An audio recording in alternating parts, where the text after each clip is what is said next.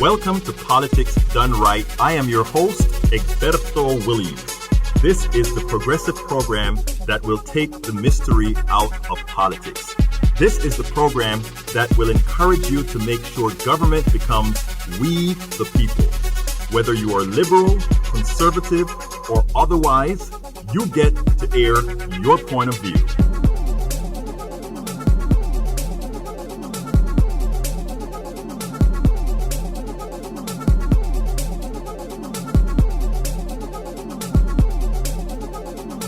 Remember, you can also send me a tweet to EGBERTOWILLIES.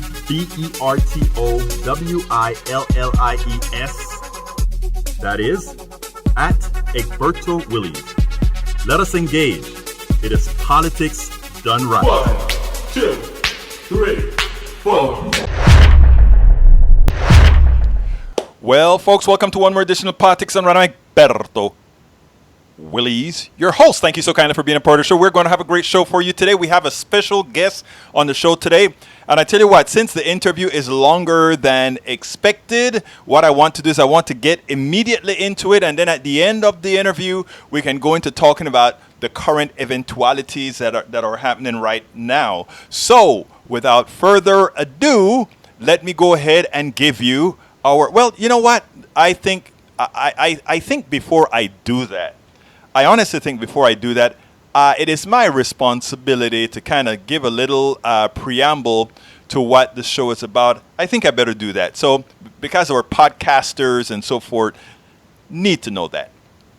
So what we're going to do is as follows. What we're going to do is we're going to say the program today is about Dr. Mythili Bhat on healthcare and politics, UK, USA, and Brazil. Dr. Mythili Ramakrishna Bhat represents a breed of doctors that want to make a difference. They use their knowledge of the system to call out the plutocratic crap. It is always exciting to talk to millennials like Dr. Mythili Ramakrishna Bhat intent on making a difference. Dr. Bhat's disdain for the current healthcare system in the United States is palpable. Unlike most doctors who practice here, she has been a part of many systems and as such can address the healthcare issue experientially.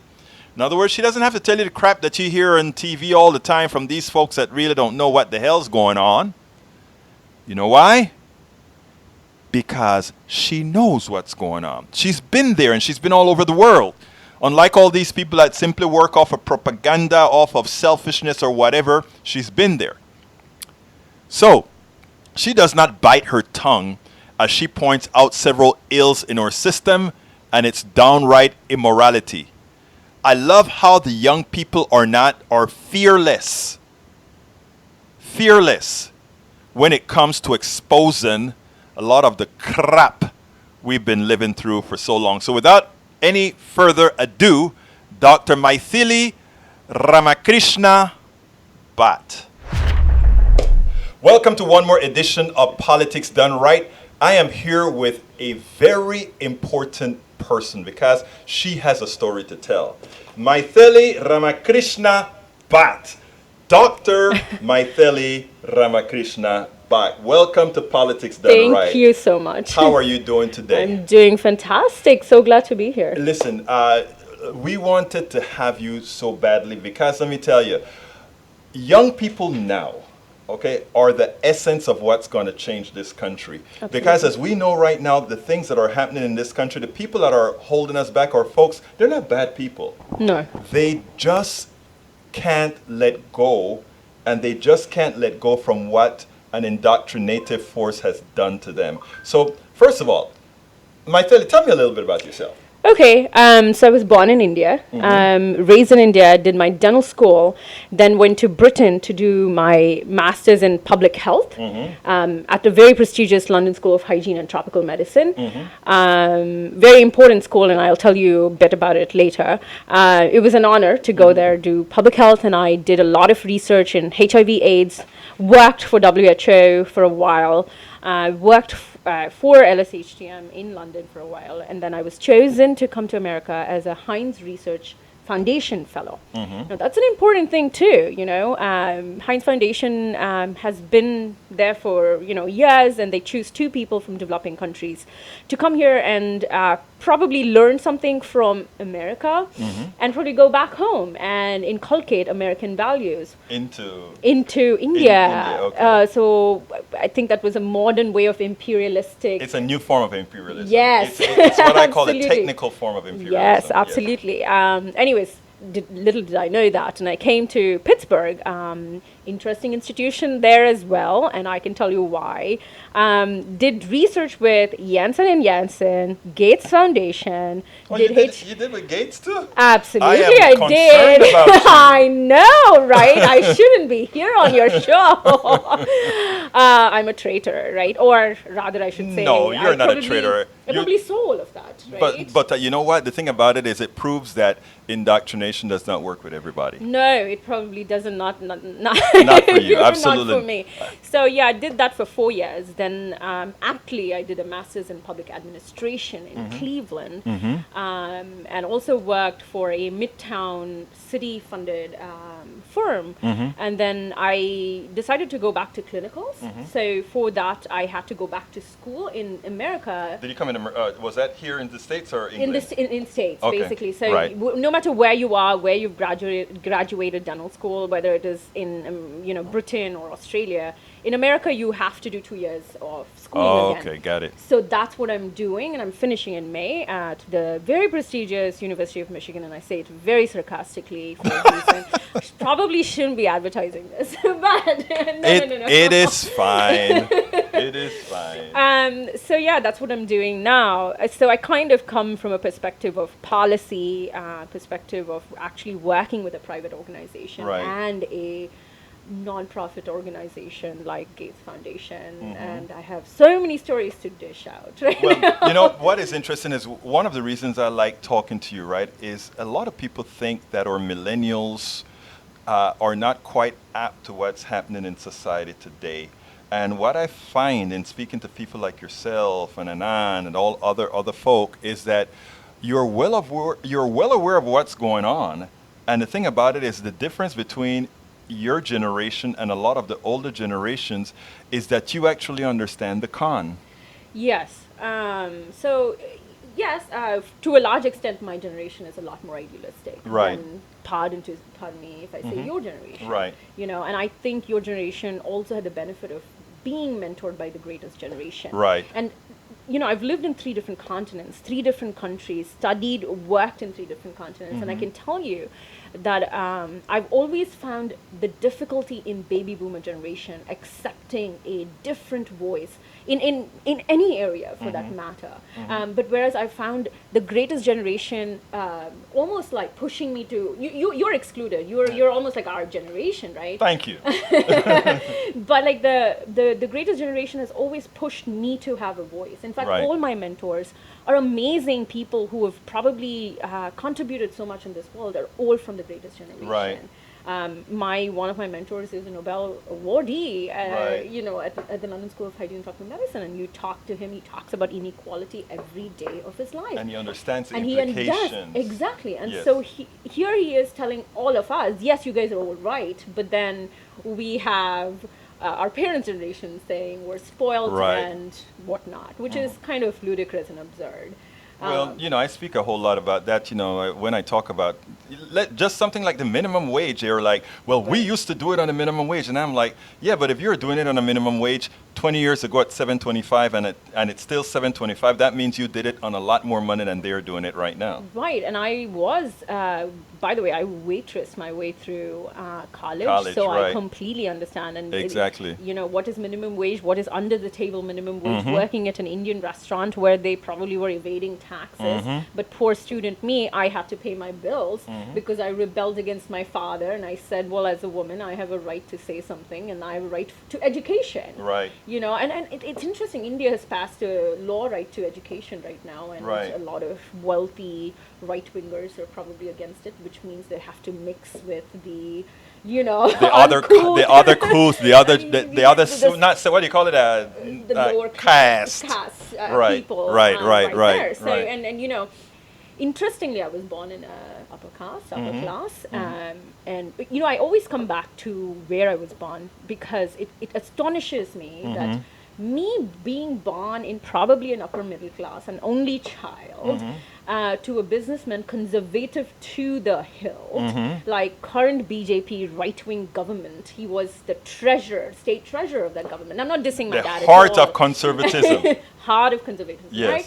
And being born there, that I've had to fight the battles that I did, and imagine people who haven't even seen the other side of the coin. Exactly. And so I have a problem with feminism in this country. And why? Because I'm a feminist. I mean, have you seen me? Have you seen what I've done? Yes, I am a feminist. But I have a problem with saying, with the direction, I'm probably the second wave of feminist kind of a person and not the third wave, Right. which is Wall Street feminism. I mean, these are women who probably have paid nannies, but like not fighting for paid maternity leave. And that isn't feminism. That isn't. But That is a woman trying to be what men used to be. right, exactly. It's a difference, No, yeah. it is completely. And I get flack on internet. I have a white woman telling me that I am the reason why women's rights are backwards, and I'm astonished. And I want to say, have you even heard of my story?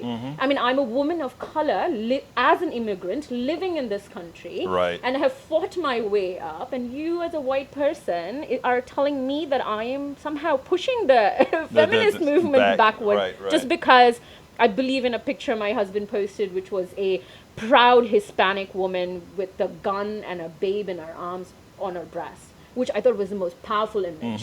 I don't believe in whinging. I don't believe in whining. I believe that feminism is where policies need to change, and that is Right. paid maternity leave. Right. I mean, it's absurd. Right. Anyways, before I digress, because I have the issue with digressing, and I see my husband rolling his eyes right there. I'll start off by saying a very simple incident that happened to me, perhaps.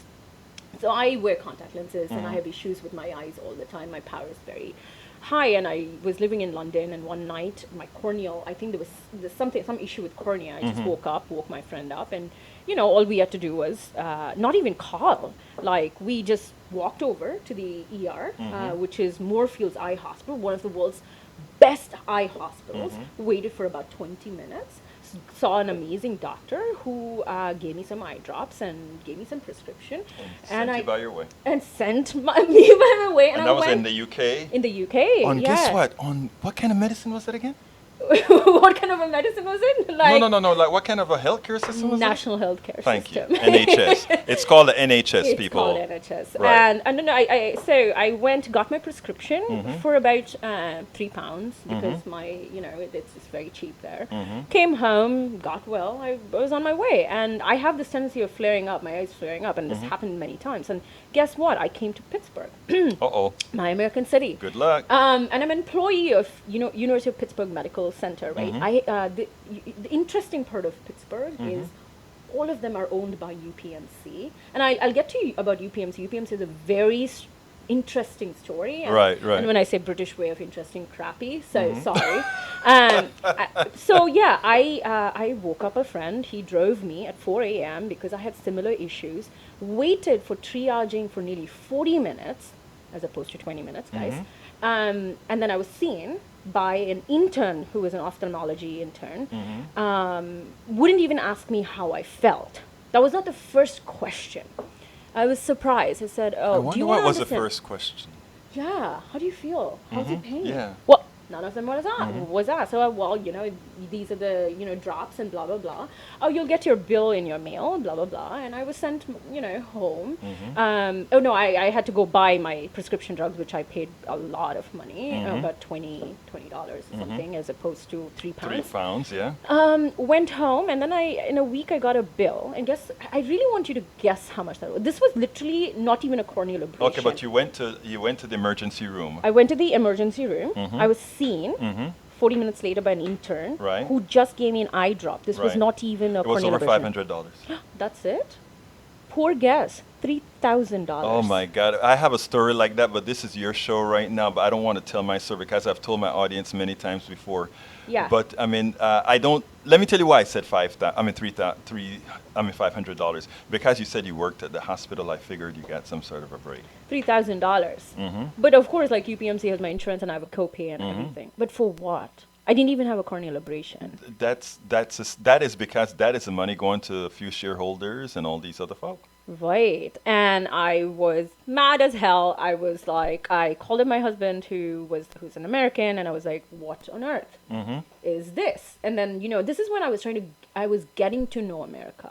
Because you have a perception before you come to America. This is a developed I world. want to stop you right there because I'm originally from Panama and Central Right. America, and all of us from the third world, Right. we have a perception of what it is Right. that America represents. And Of we course. always get a rude awakening when we get here. Absolutely. Tell us that Well, story. it's a developing country now. It's not Yes. third world, but I do hear that term all the time. Well, I mean, you know that, but Oh yeah. you know that, Oh yeah. but yeah, others yeah, don't. Yeah. So from that to sort of looking, I mean, where do I start? Okay. Yeah, I'll start with this story. At the University of Pittsburgh, I was interacting with the students there and things like that. And one of the policy classes, they were having these debates. Apparently, the tomato sauce lobby was lobbying for pizza to become a vegetable. This Right. was the first piece of news That you got here. that I got here, and I am concerned. I'm like, wait, what? Pizza is a vegetable? I don't understand this at all. I don't know Right. the The constitution. lobbying of this groups, country. yes. Yeah, I don't. This is sort of a thing that doesn't happen in the so-called third world country like India, even. And then I asked the professor, who is, by the way, my mentor and an amazing professor, and he looks at me and he's like, "Oh, welcome to America. This is about lobbying because people felt like everybody's voice needs to be heard." And I said, "Well, then, what about the voice that says this is idiotic?" And he literally laughed and was like, okay, that's a reaction everybody gives when Right. when they come to America. But I'll give you another example. I went to shopping for my groceries. Now in Britain, there's everywhere you say 5 a day, 5 veggies a day. It's advertised everywhere. Yeah, another good eating, yeah. Right. And you in Tesco or anywhere else like Waitrose, you have to find the confectionery. Like you have to look for it. Right. Where is it? But what's the first aisle when you go to any grocery store you see? Soda pop or something Confectioneries. sweet. Yeah. Confectioneries. Yes. So do you see that vicious cycle of what Yes. is happening?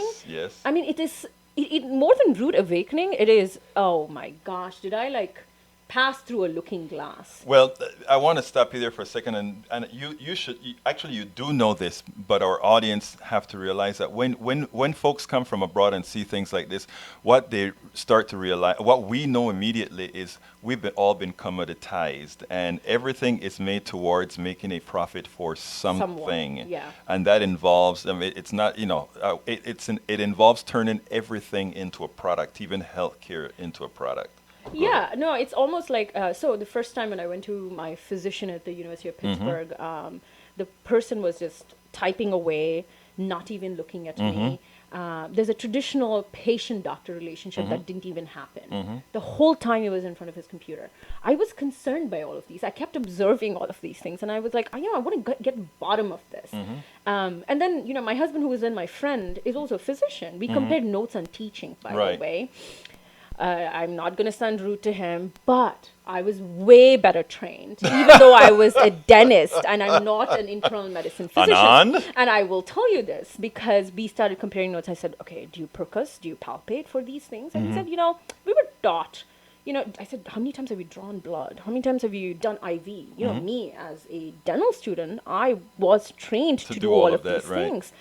And he said, not much, I mean, because we rely on diagnostics. Like Right. we need CT scans, we need MRIs. Or you get the phlebotomist to come in and do your blood or your... Yeah, because, you're almost like a product on a conveyor belt before Exactly. someone comes and sees you, like if the real doctor comes in. I mean, I have no disrespect for the phlebotomist. I have no disrespect for the nurse practitioners. In fact, nurses are fantastic. They are great resources. I learn from them and they care about you. But I have a problem when lazy doctors don't want to do their jobs or learn things to do. Right. And it's not really their fault. I started finding out No, more and more.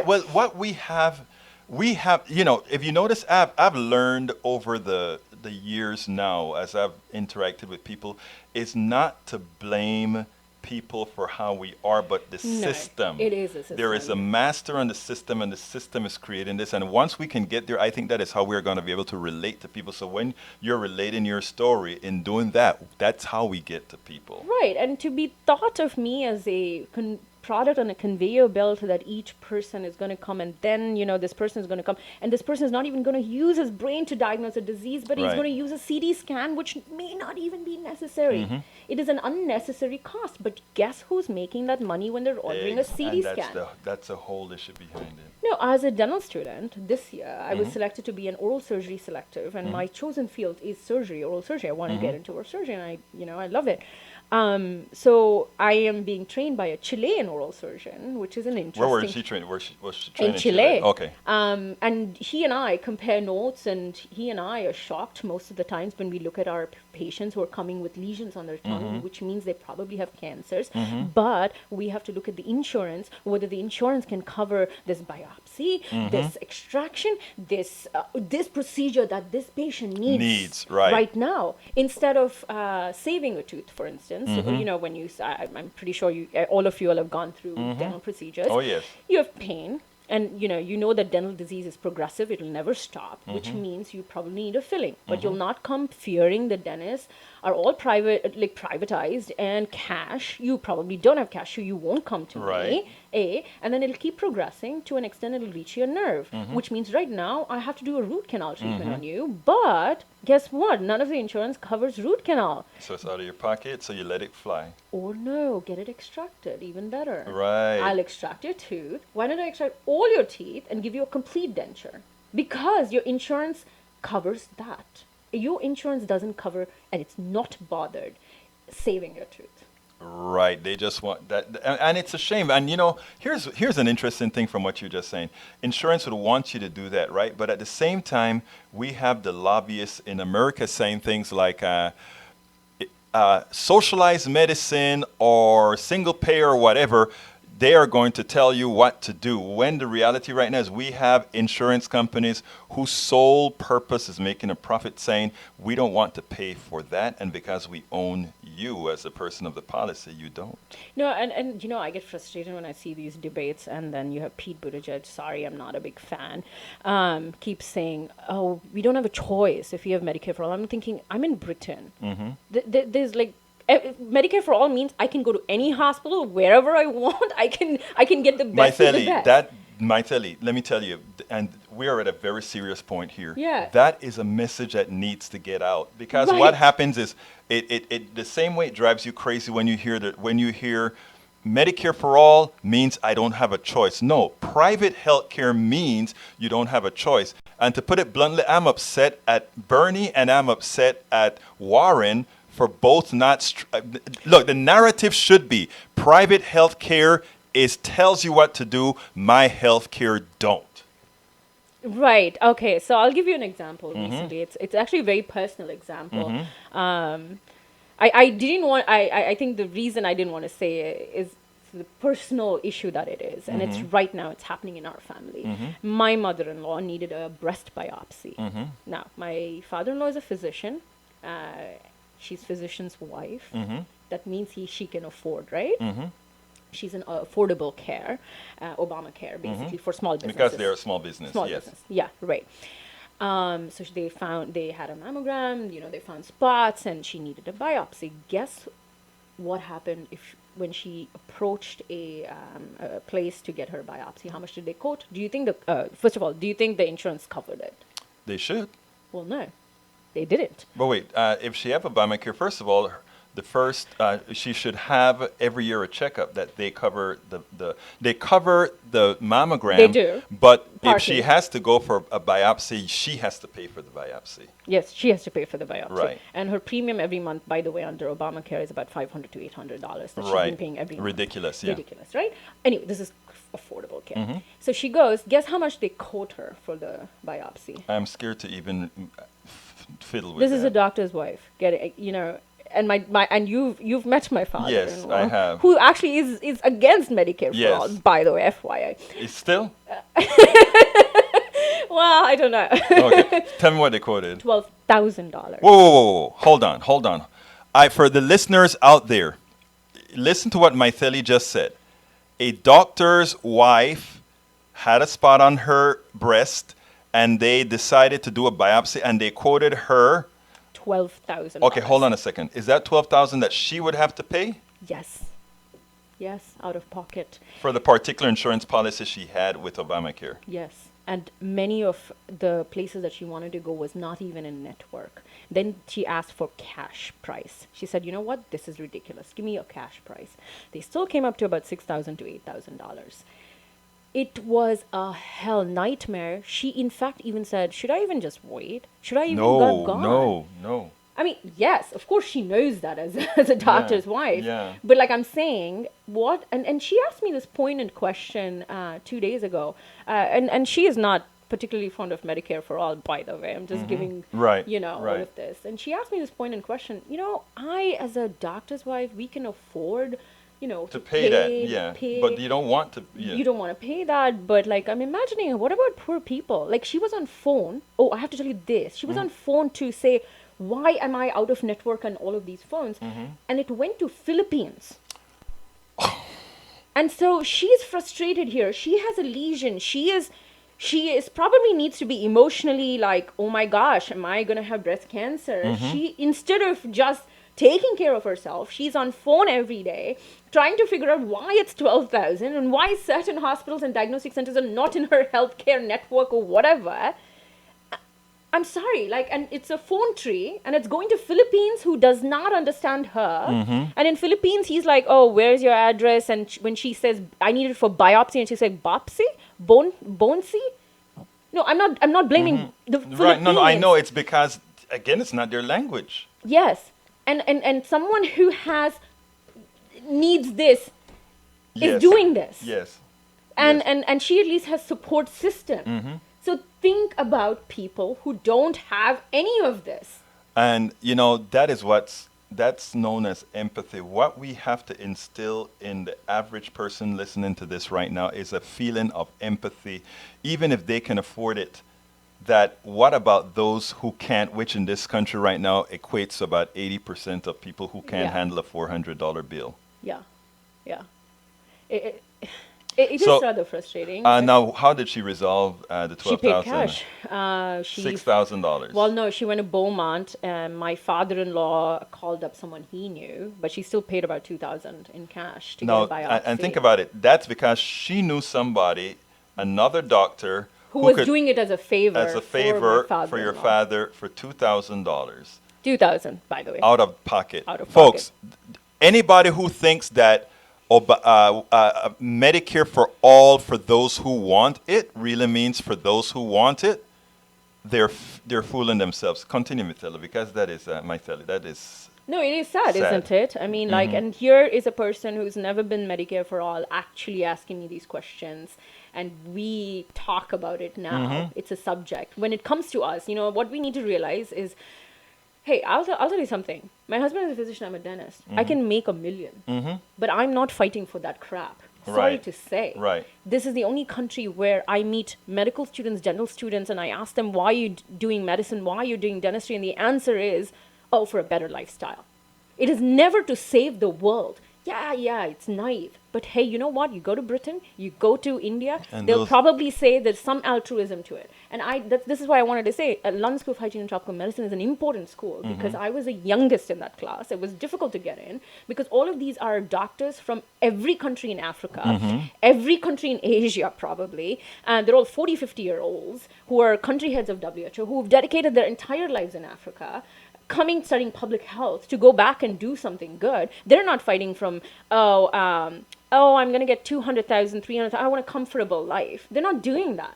I wasn't in a company like that, and I came to America. I was disappointed. Mythili, I'm glad, and I keep talking about the young people that I've been around, and I have a daughter in med school right now, and my daughter says the same thing now. My daughter says she is not in it for the money. She actually, and the stories that she tells me, she's in clinicals right now, our third year, and the stories that gives her the most pleasure, she put on her Instagram, I helped somebody today. Right. I And the actually feeling. solved her problem today. Right. And I showed a few friends the message saying, "This is my daughter. Right. This is And you're my proud, daughter." right? And Yeah. I am not proud that, oh, she wants to be this highfalutin doctor. I'm Right. proud that she's at this hospital saying, "I helped somebody." Exactly. Alleviating pain. Right. Looking after them. So I did a master's in public administration, Mm-hmm. I told you. One of my thesis was a center point of my experience that in Pittsburgh, why was a doctor typing away, not looking at me and empathizing with me, touching me, feeling me in the sense like percussing, palpating, and why is he just saying, oh, this is out of CT scan, like a lazy person? The more I did my thesis and I researched, I came up with this. So I did hermeneutics and I took philosophical, studies Yeah. into it, like Gadamer and stuff like that. And I realized one thing: what was going on is like a circle, because you have these insurance companies, you have these medical whatever, painkiller, for instance, right? I didn't even know in America. By the way, this is only in America. The fifth cardinal sign is pain. Yes. Yeah, and that is how they used to get opioid. That is how they Yes, used to yes. make opioid crisis. By Yes, the way, before it was yes. even opioid crisis, and it was all there, and I was like, huh? Wait, pain is a fifth cardinal sign. Okay, that itself is amazingly Right. stupid. But when you put all of that in perspective, as a university, why should I teach you how to touch, feel? Why should I hear, was- auscultate? Why should I even waste it? So I come back to what I said with my husband, who said I only learned it 1 year, but I never got to practice it. Whereas in India and Britain, we don't. We use our brains that we went Right. for 4 years for med school or dental school, diagnose, look at a patient, ask his history, take the time to talk to him, and don't the amount of misdiagnosis in America is very high. It's huge. And, again, because, they don't. No, they have the rely int- they rely on diagnostic- CT scans. Right. And there is this thing in the hospitals: the more CT scans you are, it's better for them, better profit, blah blah blah. So you're not utilizing my brain to ask you, okay, tell me your history. The of history pain. says so much. So much more, Yes. right? I was trained in a conservative, in a very old, now they call it old-fashioned way. I don't think it should be called old-fashioned way, but it Right should be fashion. right fashion. So there is that doctor-patient relationship. This is my thesis where I said, now think back to why there's so many misdiagnoses by students. Don't blame the students. Don't blame the university even. Right. There was a time when my husband said, I'm a highly paid professional scribe. I didn't take it seriously, that sentence, but as I was doing my thesis, I was like, speaks volumes. right? Yeah, I mean, like, all he's doing is paperwork. I realized that when I started dental school and I started seeing patients and I'm doing oral surgery with the oral surgeon who cares about the patient, who cares about the surgery. Instead, he's like, I need help with paperwork. Why on earth am I doing paperwork? And they don't understand that is also that cost, an unnecessary cost, all that paperwork. And it unnecessary actually, cost. it actually discourages some clinicians. Like, say, for example, I have this patient for biopsy, very important, on tongue. And we had to do a ton of paperwork to sort of even prove that, hey, he needs a biopsy. He probably has oral cancer, dude, But you had to do a ton of paperwork. At one point, one of those clinicians was like, I'm tired. Maybe maybe just ask him to pay out of pocket. I'm just tired of doing this paperwork. Wow. Yeah. But can you blame the clinician? Who are you going to blame then? No, you can't. Mythili, I tell you, one of the reasons I wanted to have you here is people need to hear this realistically, not only from a doctor's point of view, but somebody who's been a patient as well. You told me you brought a book. Yes, I bought a very important book. It's called Teeth. Tell us the story. It's by Mary Otto. I met her at my dental school. She's a prolific journalist. This is about DeMonte Driver, I forget, 5-year-old, 6-year-old African-American, of course, in Maryland, who died because of an abscessed tooth, because there was lack of emergency care. He went to emergency care, he declined. And this is what happens to many, many, many dental pain, right? They have an abscessed tooth, it swells up. What people don't understand is an abscessed tooth, and how directly the spatial blood, infection yeah. is to the blood, and how it can cause septicemia and die. You can probably just die if you're not treated well. And this is what happens in a system that in an emergency where there are no trained dentists, and by the way, that is something we are pushing in American Dental Student Association. Right. We are pushing for dentists on call in emergency so that they can diagnose your That as dental well. pain. If you have an abscess or something. Yeah, I mean, it's not like a medical doctor can, diagnose these things. And if you have a really bad infection, you have to you have to do IND right there. Right. And they're not equipped to do it. All they give you is an antibiotic and tell you to go home. And his story, and anybody can Google this and follow this story. It tells you how that system is created, that even just for an abscess tooth with no emergency open, with these so-called non-profit hospitals, which I will tell you a little bit because I have history with that too. And he goes from one hospital emergency to another hospital emergency, could not go to a dentist because everything is cash-based, whatnot. And within like 3 or 4 days, his abscess has become septic, Ludwig's angina problem, where both of your spaces are infected, and these spaces are very important, and goes to the danger spaces, what we call in your medial sternum. And he unfortunately basically dies. But but what is important is many dental schools, we don't talk about this. I jokingly said I went to a prestigious University of Michigan, but I have to tell you, I have met the most amazing professors. Some of my fellow students do care about this, and in any system, even if you're in Harvard, you probably hate the system, but you probably like some people in Harvard, right? Right.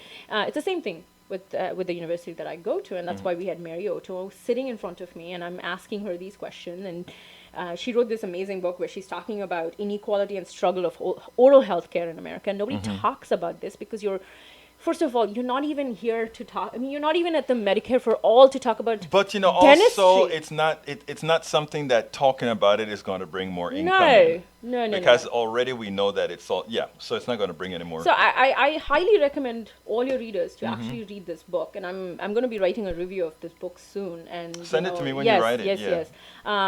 It asks important questions about oral health itself. It's not, dentistry in this country is perceived to be just like smiley, sparkly teeth. It's actually a health issue. It is a health issue. Yeah, and systemic conditions exist in oral, and this is why I did public health, because I saw so many HIV/AIDS patient. One of the first manifestation of AIDS is in the mouth.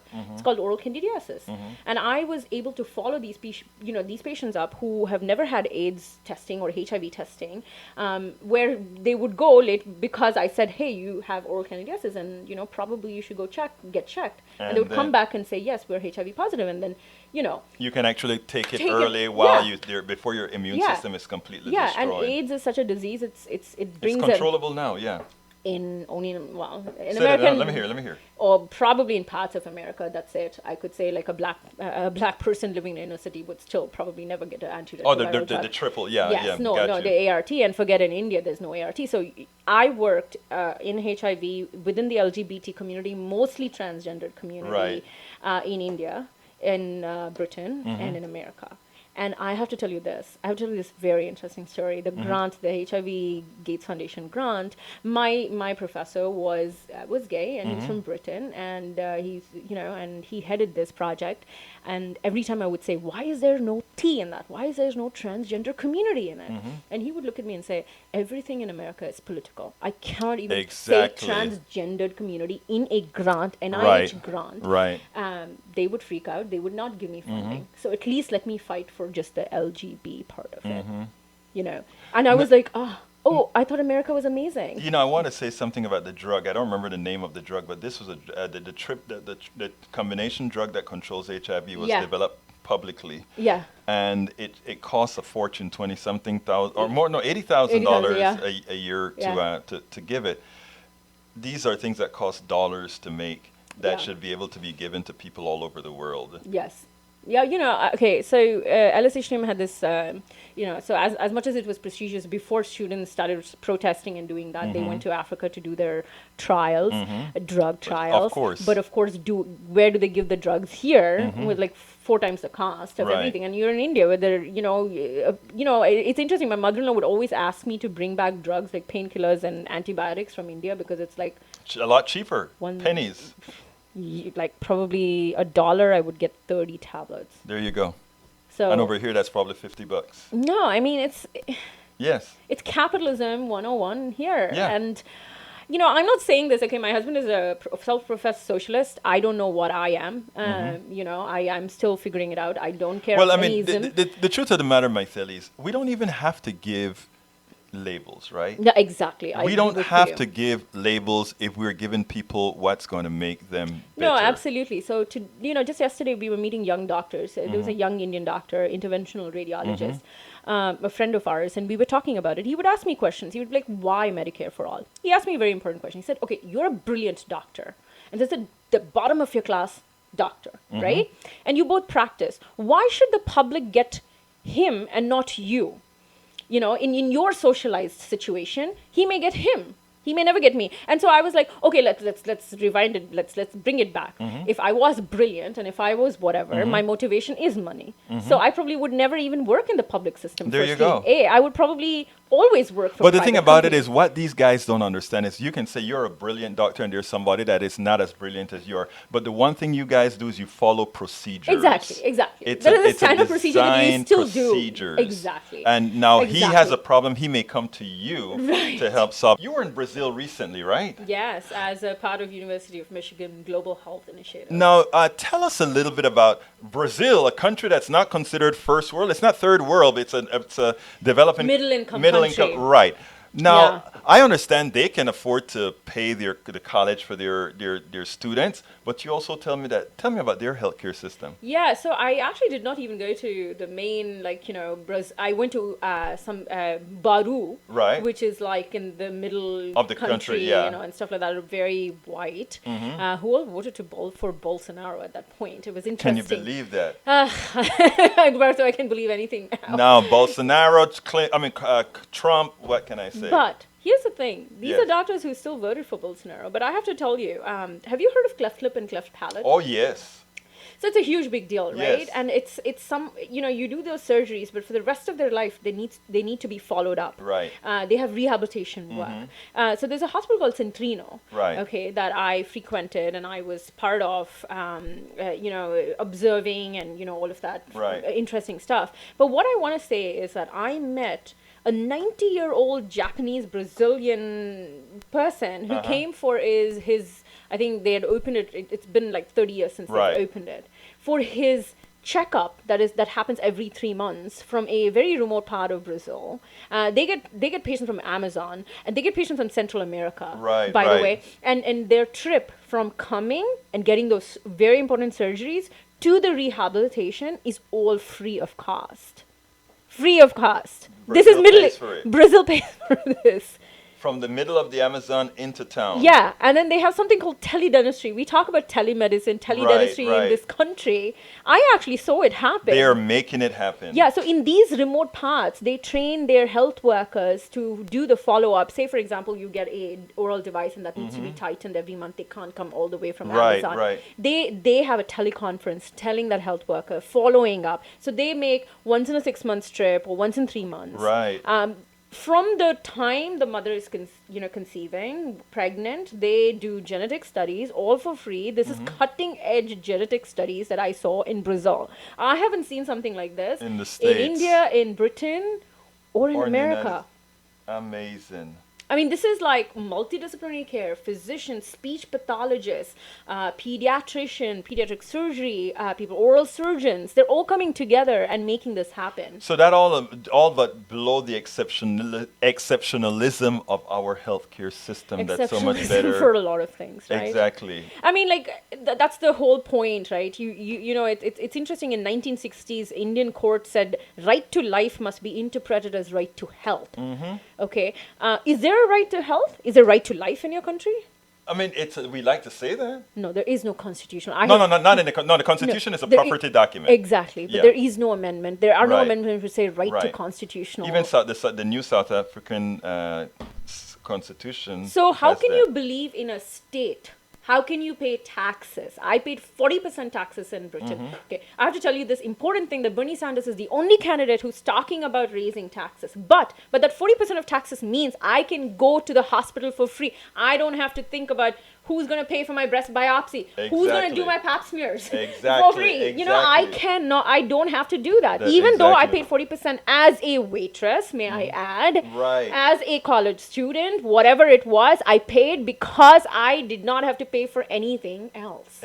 And actually, And how it's much a am I be- paying now? it's a I'm better still deal. paying. Yeah, it's a better deal because I'm still paying taxes. Right. And I'm still paying premium and high deductibles. You know, these are terminologies that I never even understood. And that is what we have to get. I don't have a physician. Mm-hmm. I don't go, I'm a lazy person. I am a doctor, dentist, whatever. I don't go to see a physician because it's a tree of calls. And you know, people say, "Oh, you have to wait in Britain." And I say, "People, here, I have to wait for months for a gynecology appointment." Right. And I'm like, "I can't keep it. I have still not gone for my ophthalmology Right, appointment." right. So if I have a bad health-seeking behavior, do you honestly think, I mean, I'm a clinician, do you honestly think a non-clinician who's probably busy working go. 4 jobs to make things happen will make that call and will pay to go see a physician every year? Because No. I have seen patients No. who come to a dentist when they're to take out the tooth. No. When I say there's a question, when was your last physician's visit? And like 80% of them say several years ago. So then I have to send them to a physician for getting their tooth pulled out because I don't know if they're hypertension, and they have like mad hypertension, diabetic, uncontrolled diabetes and hypertension. And I'm like, okay, I can't pull out your tooth. Right. How am I supposed to do this? Right. How am I supposed to do this job if I can't even, you know, this is what I'm saying. This is It Brazil.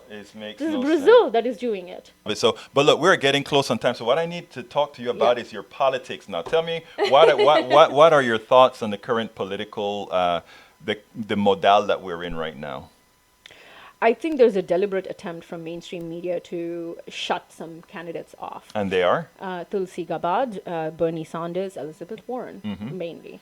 3 of those candidates. I am still in support of Bernie Sanders. I know some of your listeners may like, some of your listeners may not like, but I can tell you this. I worked very hard in 2016. I was part of the campaign in Ohio. I saw one-on-one how dirty money politics was. We were in the DNC convention sitting next to a bundler. And I have to tell you, I've never heard that terminology, bundler, till we met him. Exactly. And I was like, so what do you do exactly? Oh, you bundle money. So that Oh you can my get around the gosh. claims and the limits and all of that. Yeah. Right, and I met Hillary Clinton at her campaign, by the way. And I'm not okay. So by the way, I'm not even from this country, right? I mean, like it's a free load. You can people can come and Right. convince me who to support, right? And so yeah, I did go. And I remember, I think there was a huge protest from Black Lives Matter, and they shut it down when. What's the guy who ran her politics? Oh, I know who you mean. Yeah, I don't remember. Sorry, but Yeah. come back to the core. Yes, yeah. Was like, oh, let's increase the volume, and this is Black Lives Matter. Yes, yeah. You know. Well, Yeah. it happens at Netroots as well. No, of course. Yes. You know, of course. But I have to tell you, I also worked in a inner city, Cleveland, the famous Huffman Street, where the strikes happened. Right. Schools there, Martin Luther School, Right. government school. One summer when I was teaching those kids, Right. most brilliant kids I've ever heard. All the mainstream media does is talk about DC, talk about all of these things, and I'm saying, do you know that a kid came up to me and said, hey, his first meal is probably Monday morning when we get the free Right. meal. Last meal was probably Friday, whatever. Right. And he probably is eating junk food somewhere All the here way and around. there.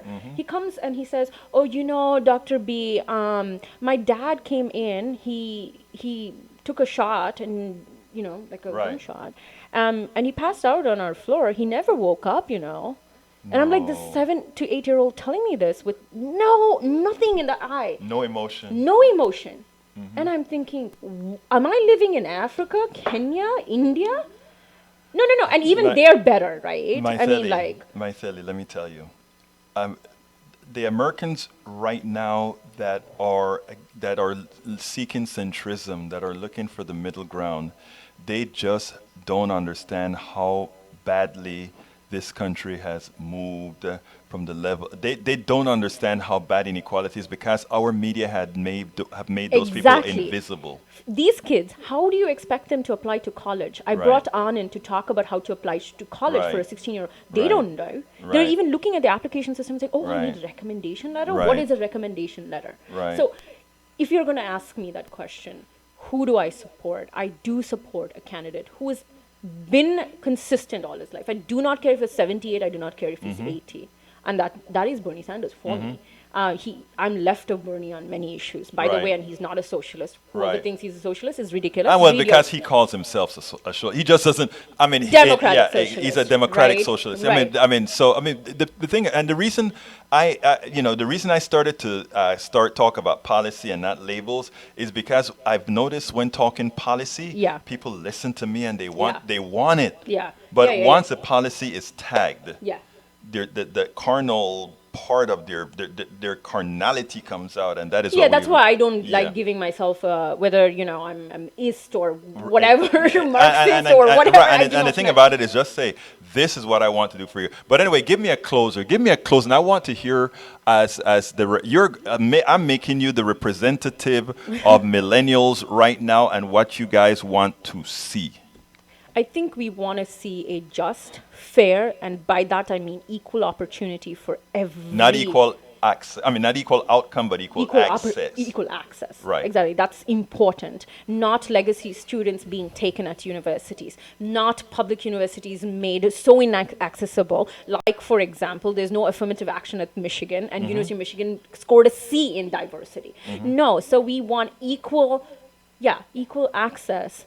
And more importantly, I think we should all start thinking, if my neighbor feels good, I should feel good, right? I mean, if you feel good, I will feel good.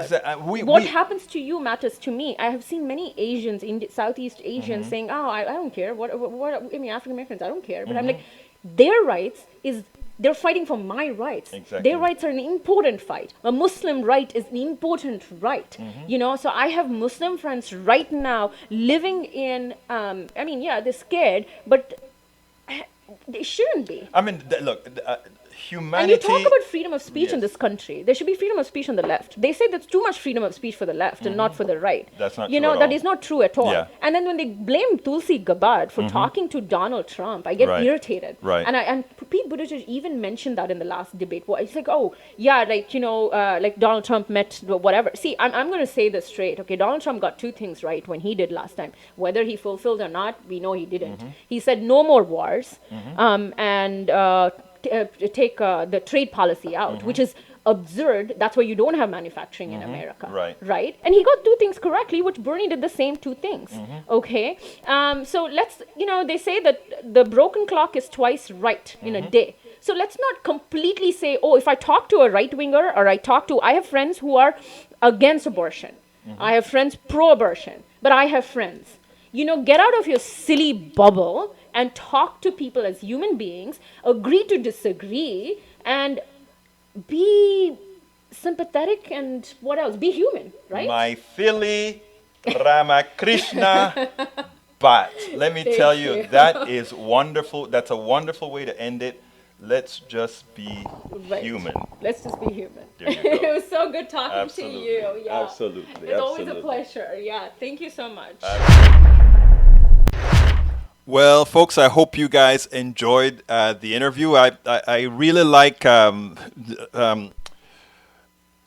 She is so good. Mythili is so good at not only her job, she's very good at expressing what I've heard or what I continue to hear from millennials and young Gen Xers. These are people that really want change.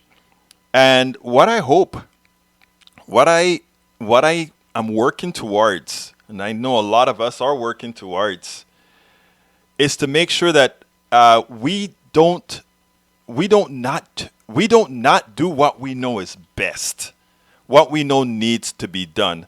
Hello, Barney McAvain, Daniel Ledoux, Mike Cisak, Lee Grant. Let's see who else is here on the side. Masticator. I see Daniel Ledoux and brother Mike Cisak have been active. I don't have a lot of time to go over what you're saying, so I'm just going to give it in the aggregate. The idea behind, I hope you guys listen to what Mythili had to say at the end, where she wants to talk to everybody.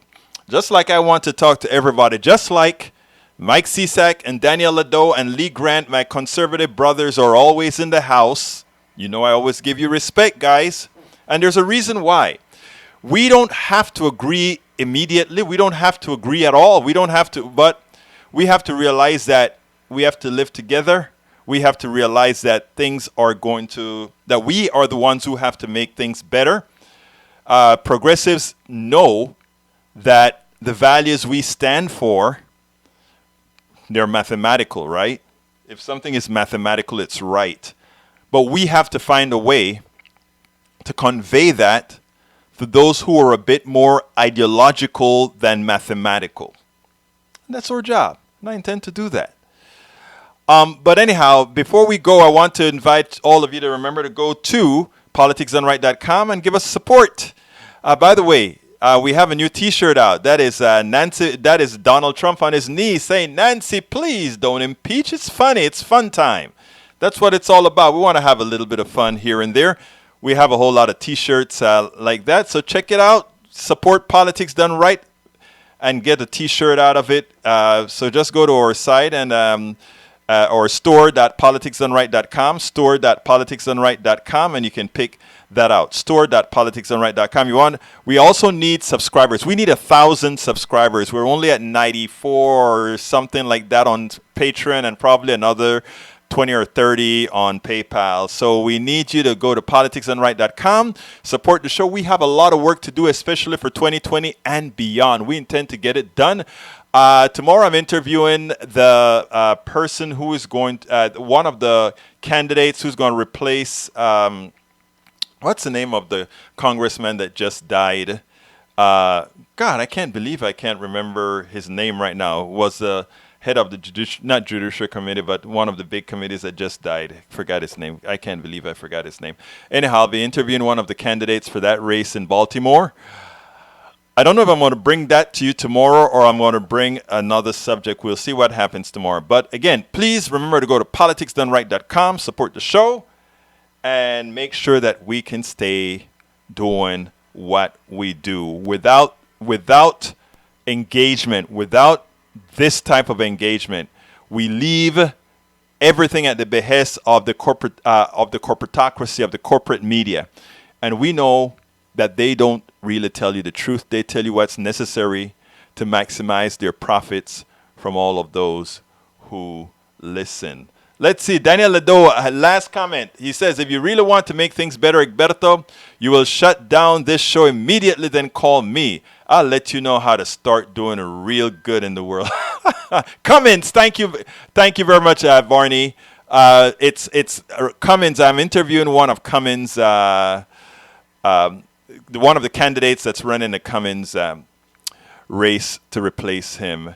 And so we are about to close this baby down. Again, one more time, please consider going to politicsdoneright.com and support our show. Remember what I tell you all the time? This is whose show?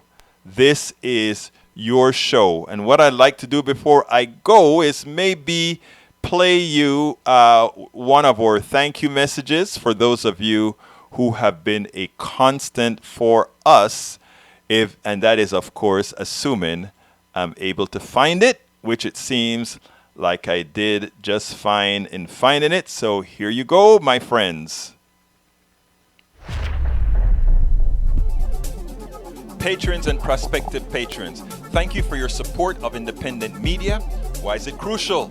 We are not dependent on the whims of those who advertise on the platforms we use to bring you news, truths, opinions, and empowerment. We ensure that all of those who must have a voice, whose voices have been silenced or ignored or heard, those who have messages and narratives to better us all, have a place and an outlet to do so. With all the misinformation out there, our platforms give you power. You are integrated into a network where no one has a monopoly of ideas. Remember, Politics Done Right is yours, and you can be a part on the scene or behind the scenes. Thank you for supporting Politics Done Right and our corresponding websites, newsletters, and outlets. Thank you. Welcome to Politics Done Right. I am your host, Egberto Williams. This is the progressive program that will take the mystery out of politics. This is the program that will encourage you to make sure government becomes we the people. Whether you are liberal, conservative, or otherwise, you get to air your point of view.